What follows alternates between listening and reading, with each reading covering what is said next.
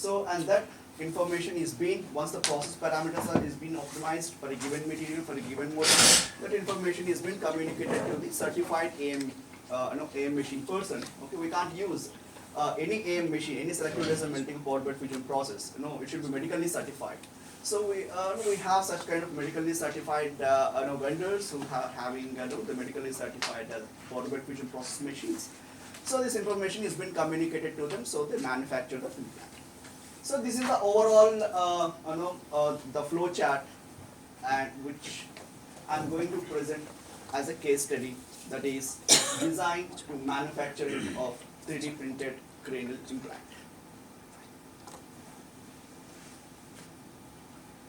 So the first step is the design.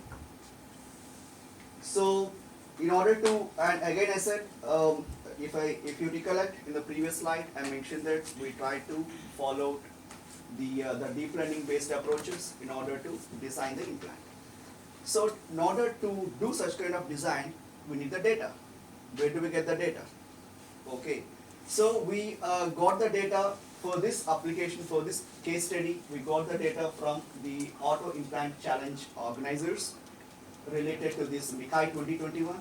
MICAI is, it's an international conference on medical image computing and computer-assisted intervention. So in this conference, there was a challenge to come up with the innovative method to design the implant. So for that, we get 200 sets of such kind of data, that is the complete skull, defect skull, and implant. Such kind of data we get, we got around 200 data. Okay. So, and this work is being awarded third prize in this conference. It's a very prestigious conference. So, okay, now we have the data. Next we need to go for the modeling. Okay, so there are existing modeling approaches which is available in order to do such kind of designs. One of such approach is the direct implant generation. That is, we start with the defect skull, and then we develop the models that based upon the defect that is being present over this defect skull. The model predicts the implant. That is, it gives a CAD model of the design, the CAD model of the implant, optimum implant. Okay. And the second approach is the shape completion approach, where we start with the skull input and then we try to 3D reconstruct the skull. We have the implant, sorry, the skull with the defect. Now we try to close that defect by 3D reconstruction, and then we try to subtract this skull from this reconstructed skull to get this implant. So there is a specific reason why it is being done. So, and these two approaches are having its own pros and cons. In case of the direct implant generation, this is an easy approach, and it's a fast training approach, and the model it can be trained easily. Okay. However, the problem with this approach is whatever be the implant that is being predicted, its corners, the accuracies of the corners of the implants is one of the problem here. Okay, because this is a simplified approach, okay, which is used to calculate or predict the optimum design. So whereas the shape completion approach, it gives very high accurate implants, but this is very very training intensive models are required for this. Okay, and the required the training times would be longer, and also it requires the complex models to learn all the shape profiles or the shape features of the defect here. So in the present work, we try to own the advantages of these two processes and come up with an approach which gives us the implant with the accuracy better than the direct implant generation, near to that of the shape completion approach, and the complexity, the amount of the complexity in training and the time required for the training is being decreased here. So the workflow of the proposed method is shown here. So we try to downscale the existing skull. Okay, that means we try to decrease the pixel size so that the computational time can be decreased. And then, so this is the skull, the defect skull that has been given. It has been downscaled, and then we try to use the encoder N1 encoder decoder architecture, and then we try to extract the coarse implant. That means we try to adopt the direct approach here to get this coarse implant, okay, with the rough features. And then we try to upscale this. That again we try to reorient or redimension it to the original size. So that is upscaling to 512 by 512 size. And then we try to keep the bounding box. And this bounding box is being intersected, it is being overlapped with the skull, with the defect. For example, if I cut a section here, that bounding box will show the location of the defect. That means we are approaching towards the complex region instead of training the model for the all the features of the skull. Okay. So now we approach it to this, and then from here we try to extract the region of interest. This is our region of interest. Okay. And this is our region of interest. And then what I do is I try to use the second approach. Okay, that means I am trying to reconstruct the complete the region of our interest by using the architecture, this encoder decoder. So this is my reconstructed ROI. This is being reconstructed. For example, if you see the previous slide, the second approach, there we try to reconstruct the complete skull with the having the defect. Okay, in the same way, but instead of searching the complete skull region, we try to focus to the region of our interest, and then we reconstructed it. And then from there, this is being subtracted to get the implant of our requirement. Of course, it comes with slight noise, which needs to be post-processed to get the final implant with relatively good accuracy. So now our design is been done. Now I have the designed implant. Okay. So the next question is, how do we go for the manufacturing? So as I said here, the process that we used is the powder bed fusion process, circular laser melting process. Okay. So now, again I am saying that here we have used the material, the Ti64 material, Ti64 powder, which is expensive. Okay. So I want to optimize my process parameters. Why? Because the circular laser melting process, just to give an introduction, I hope you got conversed with this process by this time. So selective laser melting is one of the variant of the additive manufacturing process, which uses the laser as the power source and the feedstock as the powder. Okay, and the powder is being spread and it is being selectively melted as per the profile of the sliced information with the help of the laser, and then it is being bring it down, the platform is being bring down, and then new layer is being spread, and this continues until the complete 3D structure is being manufactured. Okay, so for example, so here we start with the digital data, that is a CAD model. Let us say I want to manufacture this kind of structure. This is my CAD model.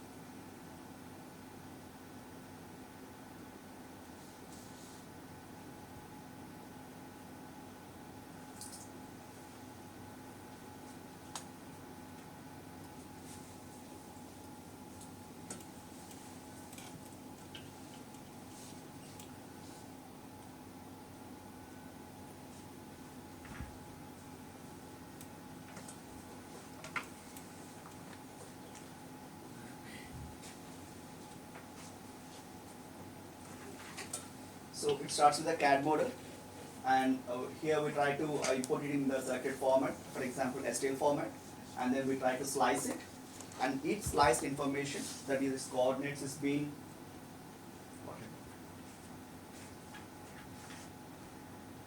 circles.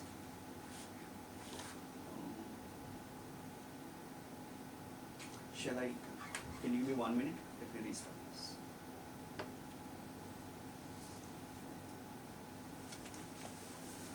So and then once it has been sliced, the information is given to the machine, and the machine tries to move the laser as per the given information.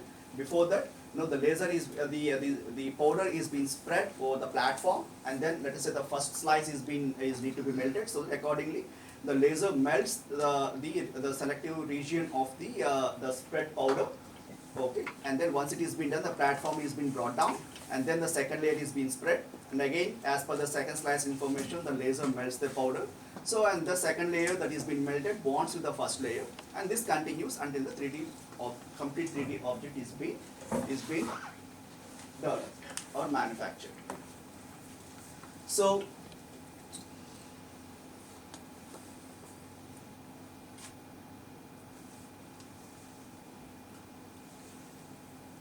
what are the problems one can notice in such selective laser melting process if I want to process if I want to manufacture a component?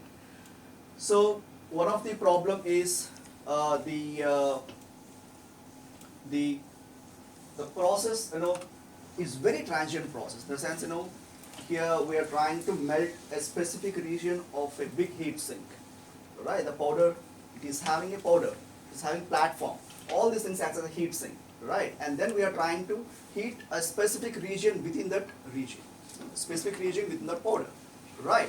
As a result, the cooling rates would be very, very high there, right? We are selectively melting at the same time, it reaches the rapid melting of a specific region and the cooling of the build layer, and the heat sink is more. It tries to dissipate the heat very fast, and as a result, the thermal gradients are very high there. Okay, if the thermal gradients are very high, we end up with lot of residual stress build up within the component. Okay, and if the residual stress build up is not controlled appropriately, the component will undergo cracks or the delamination or the distortions. Right. So we need to optimize the process parameters in order to attain the proper temperature distribution, minimum distortions, minimum residual stresses. So we can't do the experimentation. Why? Because selective laser melting is a very expensive process, and the type of the material we are using is also very expensive. So one way to optimize the process is through numerical modeling. So there are wide varieties of approaches people have used to numerically model a specific selective laser melting process. So one is the microscale models. Microscale models, what people try to do is, okay, I want to build a wall, okay, and that wall is being initially try to make a CAD model. We assign the material properties. We discretize the complete CAD model into small elements, and the element size should be in such a way that at least 4 elements should be within the region, within the dimensions of the heat source. For example, I am using a laser. The laser is having specific diameter.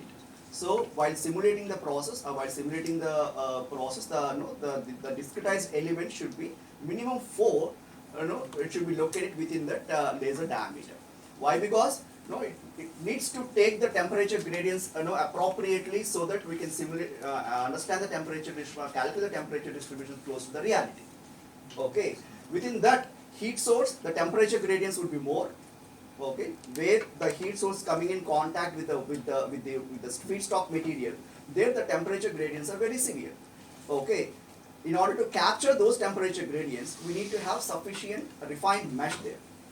Okay, so this is one of the biggest problem with the laser-based additive manufacturing. The number of elements increases significantly with the size of the component, and as a result, the computational requirement is enhanced.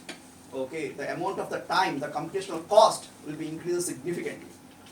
Okay, so in order to address these problems, people have come up with various approaches. The first approach is the microscale modeling. Here, this is the model that we use if we want to understand the clear the distribution of the temperatures within that region of interest. Okay, we don't go for the complete size analysis. Complete size of the component we don't consider for the thermal analysis here. Okay, if we want to understand the process physics, Okay, if you want to understand the process physics and its influence on the temperature gradients within that specific region, okay, to have a close observation of the process, there we can go for this microscale analysis, where we try to refine the the component, or to the elements in such a way that at least we have 4 number of elements within that heat source. For example, this is a heat source. Okay, that heat source is being approximated. The heat transfer from the heat source is being approximated with the help of various heat source models. For example, if you take any arc or any laser, you don't find the uniform heat distribution or its plane. It is having high intensity of the temperature or the heat at the center, and it gradually decreases. It follows a Gaussian distributed manner. Okay, so in order to replicate this, we try to use the Gaussian distributed heat sources. For example, this is the animation. Of course, this is not the selective laser melting process, but Virac ATAL manufacturing process, which tries to explain how a micro scale FEM analysis can be performed. So here we try to deposit a wall or a base plate. This is my first layer that is being deposited over a base plate, and then my second layer. Here you can see this region. Here the heat source is being moving and simultaneously depositing the material. So with this, we can calculate the transient temperature distribution within that component. Okay, with this basic, this detailed process, we can have a clear understanding on the process physics first. And this is another approach under microscale analysis. Microscale, it's not FEM analysis, microscale FEM analysis, that is final volume method. So, okay, what will be the microscale FEM we have seen? This is the conduction based heat transfer analysis. Okay, we haven't considered any fluid flow within the whirlpool region or the molten pool region. Okay. Now, if you want to understand the flow of the molten material, we need to go with the finite volume method. So, for example, it's the same forward fusion process, and here I am trying to move the laser heat source over a bed, and while moving the heat source, how does the powder fuses, how it flows, and how it results in the defect generation within the fusion material. So all these things can be clearly analyzed with the help of the finite volume method. So just to give you a feel about how does the fluid flow can be observed within the whirlpool, I will show you one example.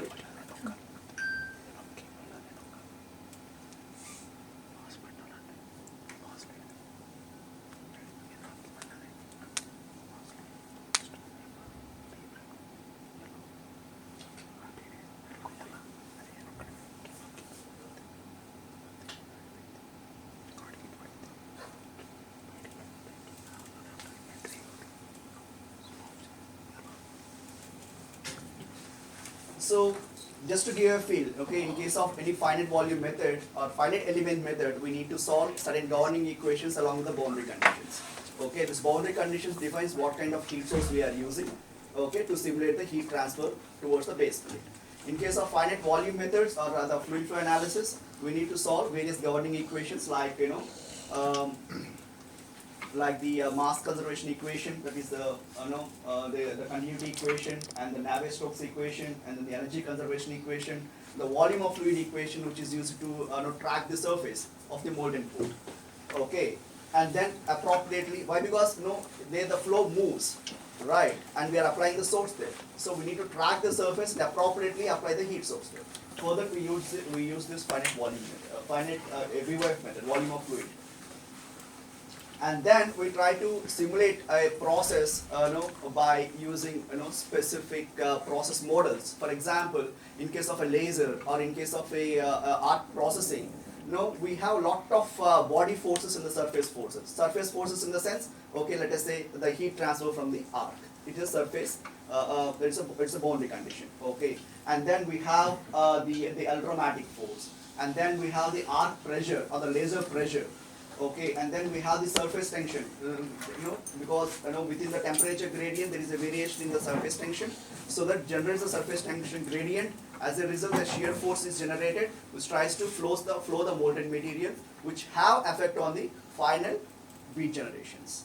and then we have the buoyancy force. All these forces need to be appropriately modeled and then solved together in order to understand the flow of the molten material in the additive manufacture process, whether it is a arc based or whether it is a laser based.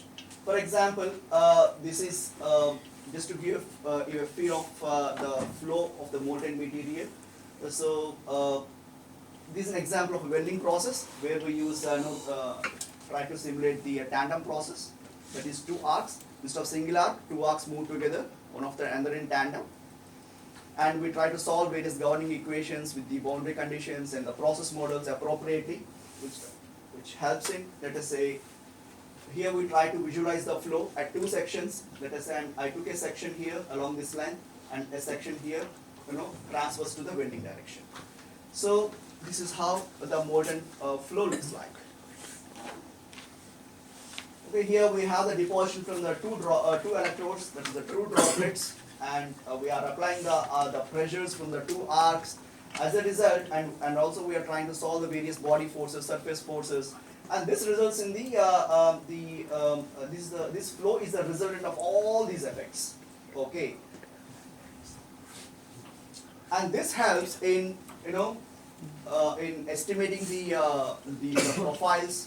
Okay, and in case of additive manufacturing, we are trying to deposit multiple layers, right? So if the process parameters are not appropriate, we end up with various defects like porosities, blowholes. So all those things can be visualized in prior to experimentation. So for example, this is another case study, where the flow is being visualized. Here the important thing is in previous case and here the heat input is same, but we end up with different shapes of the well pool. So such kind of complex effects can also be effectively estimated or calculated by using this CFD analysis. So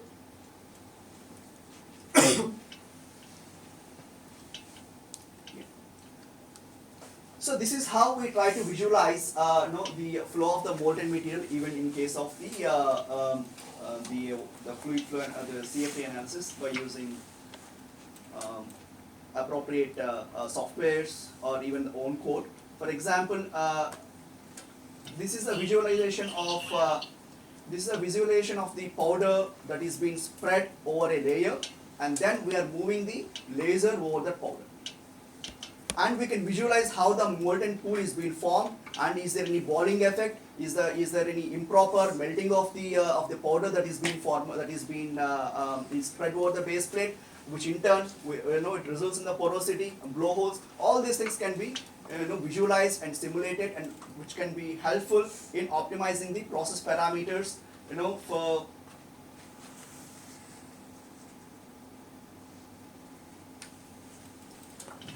which will be helpful in optimizing the process parameters before going for the experimentation.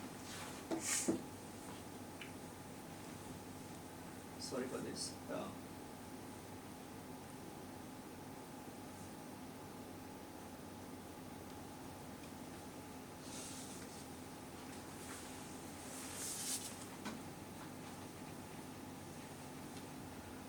Instead of presentation mode, it would be like this.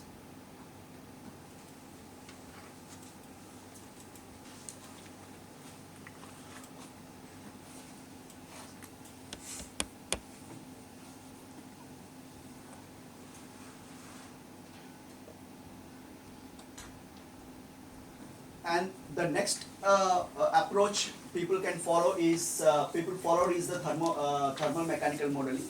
Why? Because here these two processes, the amount of the time that is being spent for simulating this process is huge, considering the complexity in the process, the number of equations we are solving, and the number of elements here.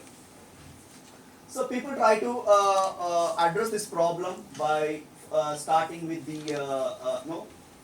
they try to use the microanalysis first in order to understand the process, and then using that we try to simulate the volume of the molten pool, through which we try to calculate the depth of the pool as well as the heating time, and based upon this information the heat, whatever be the heat that is being applied by the moving laser, it is being averaged out and try to apply in the form of the volumetric heat source by giving this equation. For example, here you can see the moving heat source and the appropriate melting, and this consumes a lot of time. So in order to address this problem, this heat is being averaged out in the form of a volumetric heat source and applied all together for the complete layer. So in this way we can try to decrease the time significantly. Why? Because we are trying to average out the heat input from the moving heat source. And this is a volumetric heat source, Q, which is being defined by Q, and which is a function of the laser absorption coefficient, laser power, and the spot diameter of the laser, and the depth of the pool, and the H is the spacing, hatch spacing. And then once we get the temperature distribution, we try to perform the in this way, the moving heat source is being simulated by the volumetric heat flux, which is being applied to the complete layer at a time, and subsequently the output, that is temperature distribution, will be used as the input for the mechanical analysis to calculate the distortions and the stresses. So the problem with this process is still it is computationally expensive. So people have come up with another approach of multi-scale modeling, that is inherent strain method. So inherent strain method, this is a basic equation that we solve, where sigma is the stress and C is the elastic stiffness matrix, and epsilon E is the elastic strains. So here what we try to do is we try to get the eigenstrain, which is a representation of the inelastic strains. Okay. So how do we get these eigenstrains? Again, these eigenstrains, we try to get from the local model, that is the microanalysis. From this we get the eigenstrains, and these eigenstrains will be used for the subsequent mechanical analysis. So here we don't go for the thermomechanical modeling. Instead we are going for the mechanical modeling. In the just mechanical modeling without any heat source movement or the temperature distribution. But what are the strains that is been associated due to the temperature distribution, we try to input it directly into the mechanical model so that the overall simulation time can be decreased drastically. So, and another approach is, even don't go for the simulation, just try to build few samples for the calibration. So the standard samples for the mechanical calibration is the cantilever beams. So we try to build the cantilever beams, then we cut it. After cutting, it tries to distort, and this distortion is due to the releasing of the plastic strains. So and then we calculate the distortions, and then we try to calibrate the mechanical model with these known values, and after the calibration we get the eigenstrains, and this eigenstrain tensor can be used subsequently for the mechanical analysis. So this is the approach we followed in the present work, okay, in order to simulate the selective laser melting of a manufacturing of a titanium implant, okay, and to optimize the process parameters. So the comprehensive workflow goes like this. So first you need to additively manufacture the cantilever beams, and then we cut the cantilever. Once we cut the cantilever, it distorts. Just measure the distortion, and simultaneously run the mechanical analysis of the same cantilever. The same cantilever is being cut. After cutting, it tries to distort. Initially it gives some initial eigenstrains. We don't know those values. Okay, just give those initial eigenstrains and perform the mechanical analysis. While perform mechanical analysis, replicate the same cantilever here, the numerical model. You cut it. After cutting, it tries to distort. Now you know the measured distortion. So from the measured distortion, you try to calibrate this the calculated distortions, through which try to remodify the eigenstrains. So until you get the distortions equal to the measured distortion, you just try to run the simulations iteratively, so that the eigenstrain values will change continuously for each time step, and at the end once these distortions, the measured and the predicted distortions are equal, those are the eigenstrains of our interest. So take those eigenstrains, that is eigenstrain tensor, and use that eigenstrain tensor for the mechanical analysis of the selective laser melting component.